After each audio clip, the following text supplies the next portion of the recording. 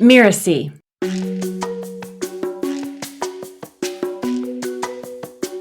I'm Brian Creager, and you're listening to Making It. I run a company called Inners Creek, and we help frustrated and overwhelmed leaders at the top feel less alone by providing steady, incremental guidance and direction. Our approach reduces stress, clarifies decisions, and creates space for confident leadership. My company is called Inners Creek, and I named it for a small creek. I'm from South Central Pennsylvania originally, York County, Pennsylvania. When I was in middle school, every day, twice a day, going to school on the big yellow school bus, we crossed Inners Creek. And it flows through a picturesque, at what you would envision of a rural farm. And at that time, it was a dairy farm. It's a horse farm now, rolling hills. And that's where I would dream about my future. And that experience, when I was trying to find a name for my company, it was so vivid for me. It came back after 40 plus years of that experience on the school bus and said, wow, that's what I want to help really burnt out founders who are lonely at the top do. Feel that inspiration of a middle schooler and the power and the belief that they can do anything.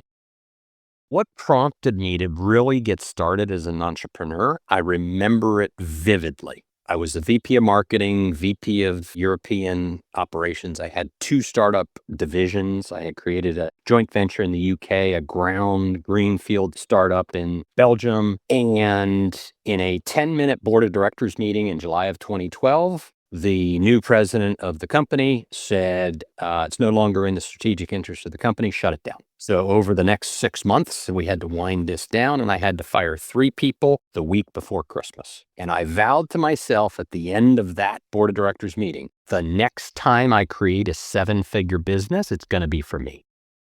The company I was working for was an air conditioning refrigeration products company. And as the VP of marketing, I did competitor analysis, product positioning, packaging, branding, intellectual property, trademarks. So I was very comfortable with what is generally called private labeling. Somebody else makes it, contract manufactured, it's your brand. I had 10 plus years of seniority. I had 5 weeks of vacation. So I started burning all my vacation time going to entrepreneurial conferences. I'm a firm believer of putting yourself in an environment to learn from and be inspired by.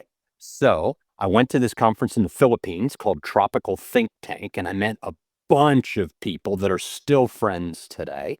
And one of the guys there was an affiliate for a private label consumer products course. Hey, we'll teach you how to create your own brand and sell it on Amazon. I bought the course $3,000 or something. It was in 2014. I got a discount and, got into his community and whatnot, your typical sort of internet marketing stuff, but he's a great guy. And I stumbled into consumer products for private labeling. I wasn't going to step into anything to do with air conditioning or refrigeration. My first product was a line of men's hair care. So I figured that men's hair care is far enough from the butt crack industry that there's going to be even no perception of conflict of interest. And so I launched in June of 2014. And in 6 months, the profit off that business was more than my corporate salary and propelled me forward. And I ran my company, left the corporate world a year later in 2015. Fast forward to the pandemic period of 2020, 2021. By that time, my company had grown to $10 million in annual revenue, 20 different product categories, 11 different brands. So I was being pulled in a bunch of different directions. I had 25 employees at my office and warehouse in Alpharetta, Georgia. And I had team members in Colombia, and I was traveling back and forth, and I had a product quality problem. And that seemingly minor problem, it was on a product that I was selling $500,000 a month on, crushed my company. I had to remove inventory from Amazon. I was stopped selling for 10 weeks. I lost search rank. It's all about traffic and conversion. If you lose search rank, you don't have the traffic. So I was never able to recover the sales of that product. And 12 months later, I had filed Chapter 7 and lost $1.2 million.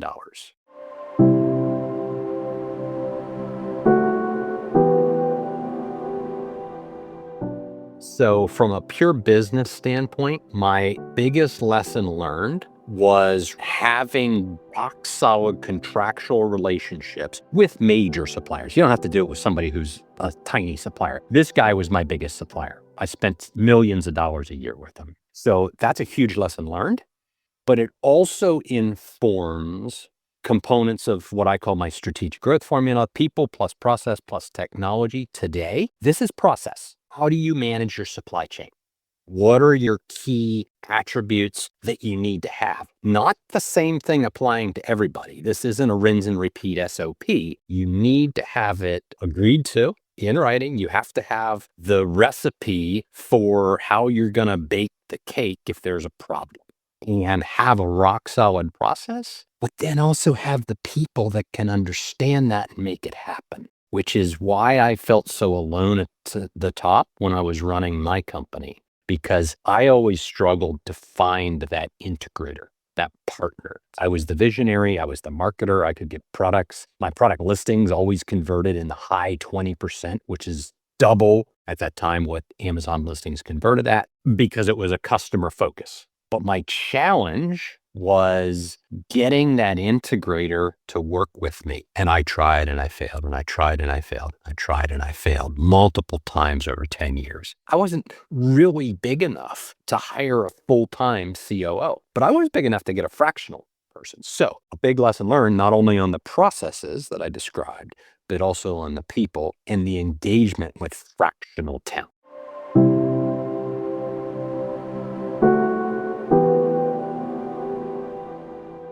I'm an idea guy. If you're familiar with traction and EOS, visionary and integrator, I'm a visionary off the scale visionary. So I don't want entrepreneurs frustrated, lonely at the top, people like me, like I was when I was running my company. I want them to have the support, the systems, the people, the connections that will make them successful, and build on three core components, which is people, process, and technology. Yeah, there's specialized knowledge on your business that you're in, but there is a fundamental fifth element that needs to come before everything, and that's life.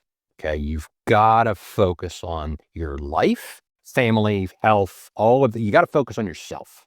And that's something that I didn't do during my corporate career. I didn't do running my own company.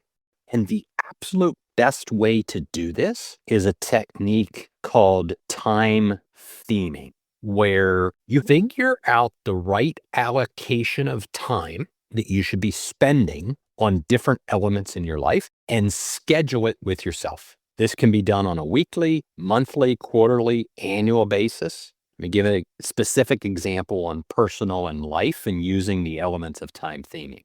If you want to really focus on yourself and the experiences for yourself, schedule a big experience once a year for yourself. Get in the calendar, pick a week. It can be with family, it can be on your own, whatever's appropriate for you, and it'll change over time. But schedule that big experience, week long, 2 weeks long, whatever's appropriate. But in the ensuing other 3 quarters in the year, make sure you take a long weekend. Have another mini experience where maybe it's a 2-day. So it's a Thursday to Sunday. You get some travel time in there. You got Friday and Saturday for your experience. This is just an example. But time theming these components in your life is critically important. When it comes to your business, what components of your business are critically important? And how much time should you be allocating to those components in your business? And that feels usually more like a weekly cadence. There could be some monthly components in there. Yes, you've got some quarterly strategy and some annual strategy and that type of thing. But time theming is power.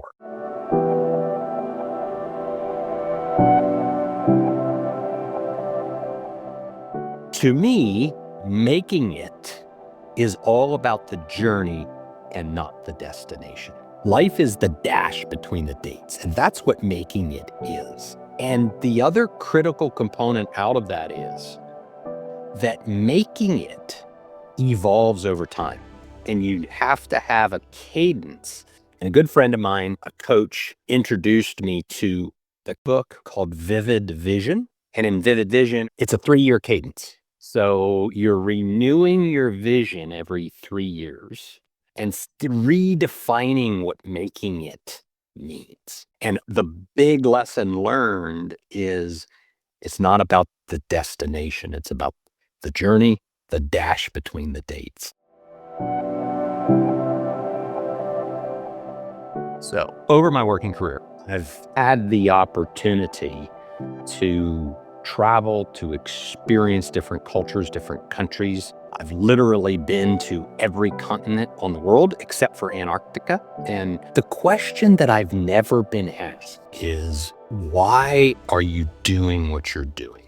And I think in reflection, if I had been asked, why are you doing what you're doing? Why are you working so hard? Why are you so driven? It would have stimulated really productive thinking and possibly changes through my life. So if nobody else is going to ask you, you can ask yourself why. Why are you doing what you're doing? If you've got children, like I do, that's a strong motivator. I have two sons. The older one said, Dad, I'm going to go in the Navy. Okay. The Navy needs smart engineers for their nuclear propulsion officer candidate program.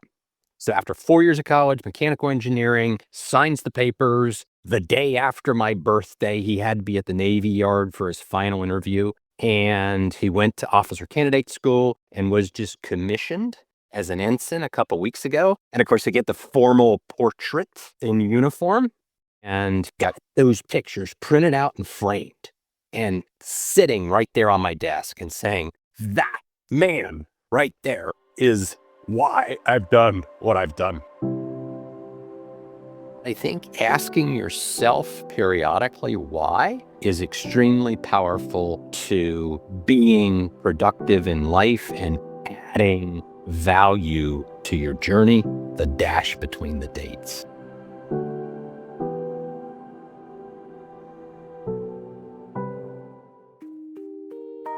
I'm Brian Creager, and you've been listening to Making It. You can find me at callbrian.vip/making it. That's CALLBRIAN.VIP/making it. All one word, MAKINGIT. You'll find the link in the show notes and also a link to a free discovery call with me. Making It is part of the Mirasee FM podcast network, which also includes such shows as Just Between Coaches and Once Upon a Business. To catch the great episodes that are coming up on Making It, please follow us on Mirasee FM's YouTube channel or your favorite podcast player. And if you enjoyed the show, please leave us a comment or a starred review. It is the best way to help us get these ideas to more people. Thank you, and we'll see you next time.